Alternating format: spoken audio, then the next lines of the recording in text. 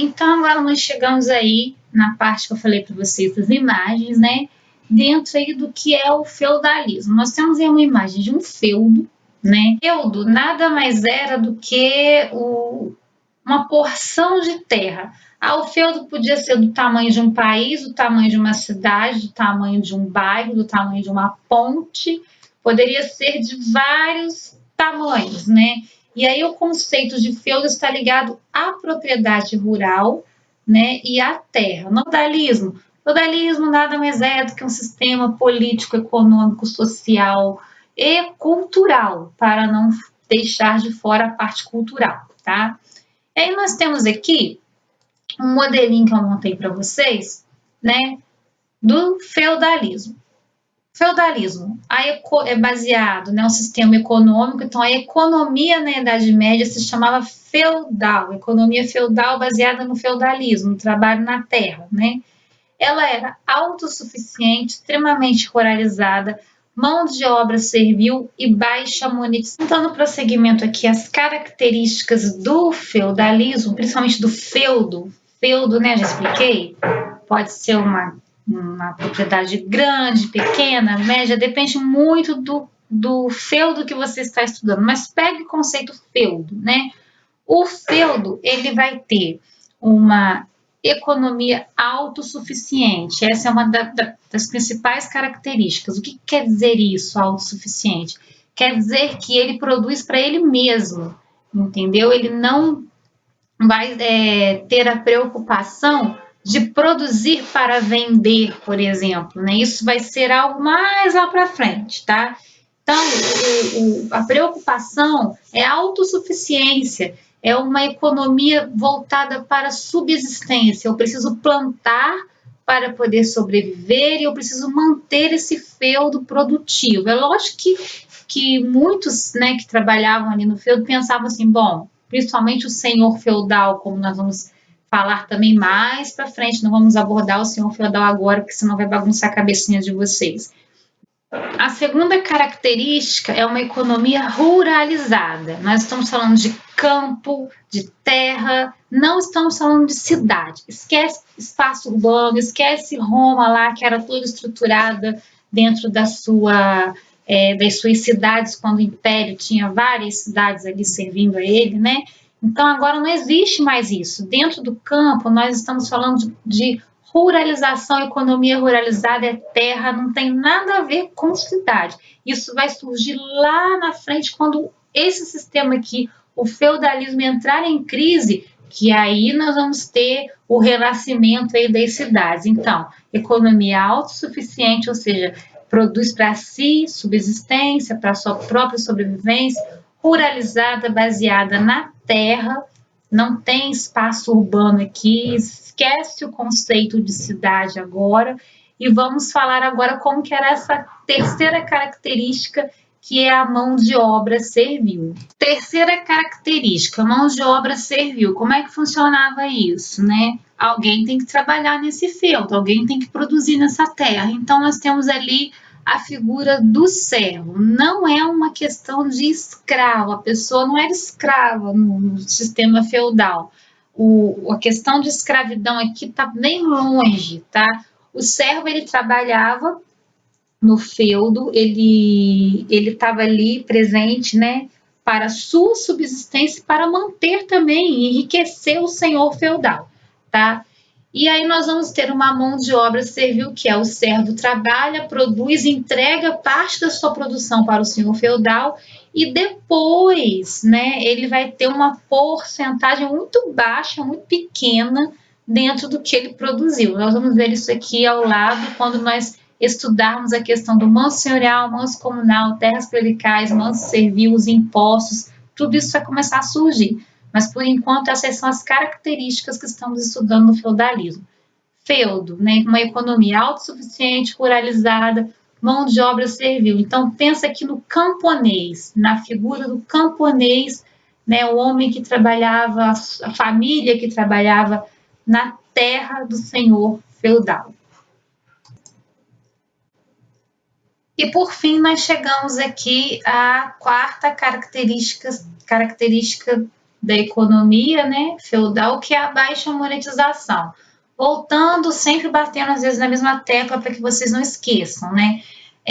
Não quer dizer que não vai haver moeda circulando, né? Acontece que nós vamos ter pouquíssimas, é uma baixa monetização. Então, assim, as pessoas estão preocupadas em trabalhar no campo, em produzir, em até mesmo ter o seu próprio feudo, né? E aí as coisas começam a passar por aquela ideia da seguinte forma: nós tivemos ali a queda do Império Romano, e aí o êxodo urbano, pessoas saindo da cidade para o campo. Então, para que uma grande, né? Para que circular, para que uma grande quantidade de moedas de dinheiro ele circulando? Não precisa disso agora. Agora o objetivo é plantar. Pensa aí no mundo que está acabando e o dinheiro não vale mais nada, né? Não é isso, não estou radicalizando também. Mas era mais ou menos isso. A moeda ela não tem tanto valor agora. O valor maior está na terra. Por isso, uma baixa monetização, tá? Baixíssima mesmo. Agora, nós vamos ver a questão, né, do manso senhorial, manso comum, terras clericais e o manso servil, como é que funcionava isso daqui, tá? Agora nós vamos tentar entender esse ladinho aqui, ó. Isso daqui é como se fosse isso aqui. Imagina essa imagem aqui, isso é o feudo, né? O feudo geralmente ele é dividido em algumas partes, e aí eu peguei e transformei em 4 partes, né? E aí, o que é manso? Manso é um pedacinho de terra dentro do feudo inteiro. Então, é um pedaço de terra, vamos pegar aqui, um pedacinho de terra dentro disso tudo aqui que é o feudo, tá bom? Voltando aqui, então nós vamos ter agora o manso senhorial.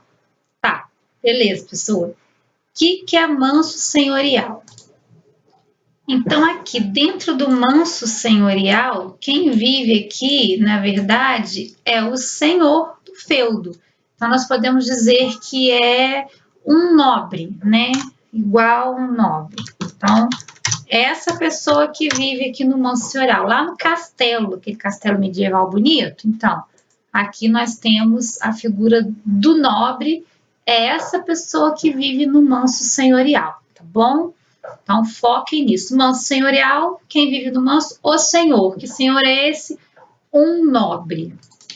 Saindo aqui do manso senhorial, vamos para o manso comunal. A própria palavra já diz, comum, né? Era um pedaço um pouco maior, comum a todos. Então, assim, é a área ali do bosque onde a pessoa ia caçar, era onde você tinha alguns animais sendo alimentados, sendo bem tratados, a questão do pastoreio, para você poder ter também a carne para comer. Então, o manso comunal, ele pertencia praticamente, não 100%, mas digamos aí de 80% a 90% a todo o feudo, tá? Saindo do manso comunal, né? Vamos para o manso servil. Gente, se aqui desse lado eu tenho o manso senhorial, onde vive o nobre, o manso servil nada mais é do que onde vive quem? O servo. Digamos que seria ali a parte mais periférica do feudo, tá? Onde viviam as pessoas mais simples, o camponês, o servo, a pessoa, né, com pouco poder aquisitivo, não tinha nem circularização de moeda direito, né? Então, aqui viviam as pessoas mais simples, e eles, né, viviam aqui, plantavam para si, né? E ao mesmo tempo também trabalhavam no manso senhorial e no manso comunal, tá bom? Então, eles eram a galera da periferia que trabalhava no feudo todo, vamos colocar assim. Então, esse é o manso servil, por isso servo. E por fim, temos as terras clericais. Por que a gente não chama de manso clerical, né? Porque as terras clericais, clero vem de quê?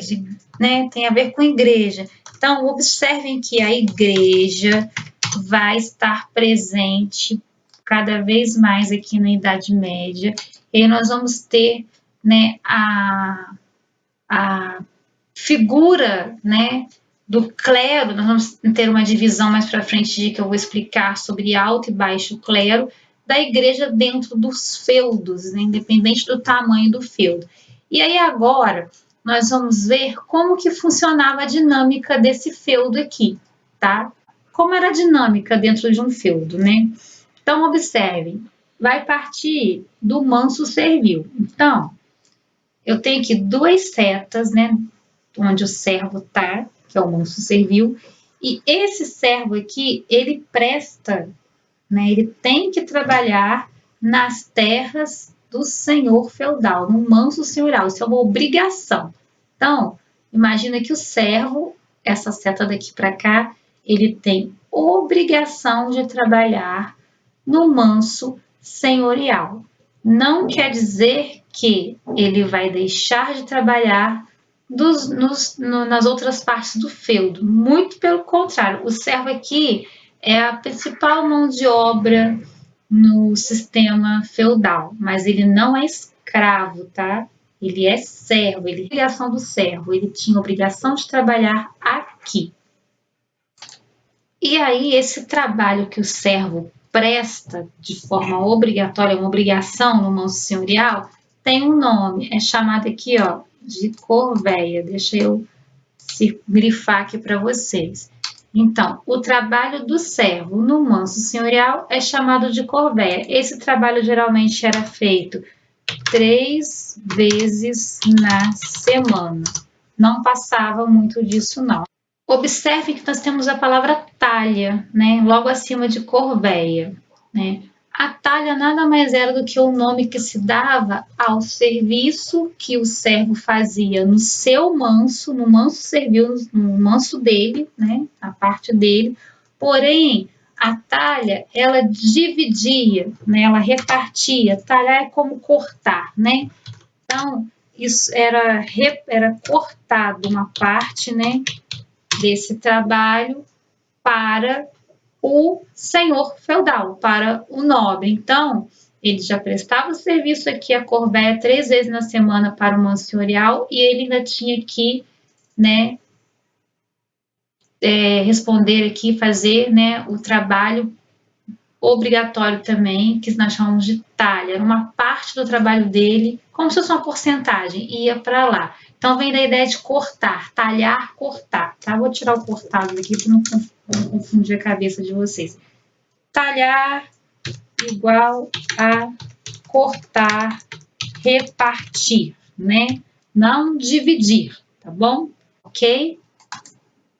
Agora nós vamos falar aqui da banalidade. O que era a banalidade? Toda vez que o servo precisava utilizar alguma ferramenta para, né, arar a terra, um arado, uma foice, uma pá, né, instrumentos de agricultura que se trabalha na terra, né, ele tinha que, né, pagar ao senhor, né, do manso, dono ali do manso, seu feudal, para utilizar a ferramenta que não era dele, pertencia ao nobre. Então, assim, ele era a parte mais, assim, digamos, sofrida aqui do feudo. E aí nós temos a fomariagem. A fomariagem era um imposto em cima do casamento do servo, tá?